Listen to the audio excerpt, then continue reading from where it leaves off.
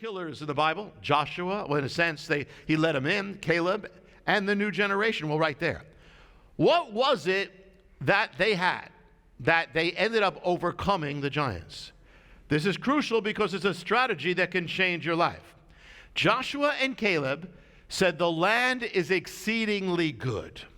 First key, they didn't focus on the giants. They didn't focus on the power of the giants. They recognized that they were there, but they focused on something else. They focused on the promise of God. They focused on the calling of God. They focused on the word of God. So with you, first thing, you have to stop empowering that thing in your life. Stop empowering your problems. You have to stop magnifying the giant. It has enough. It's a giant. You don't have to magnify it. Focus, when you're dealing with all the problems and this problem and that problem, you're magnifying the giant. Focus on God's promise. Yes, we know they're there, but focus on God's promise and calling. See, the promise and the calling God has, what they're saying is this is so great that I cannot let it get messed up or delayed because of a giant.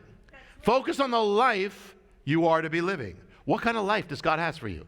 A life of freedom. A life of blessing, can you imagine it? Purity, of single-mindedness, of joy, of power. Can you imagine it? That's your promise life. That's part of your promise life. That's what the giant is hindering you from. And you can't accept that. The calling is so great. You got to say, the calling of my life is so great that I cannot let the giant stop it. Amen. I cannot accept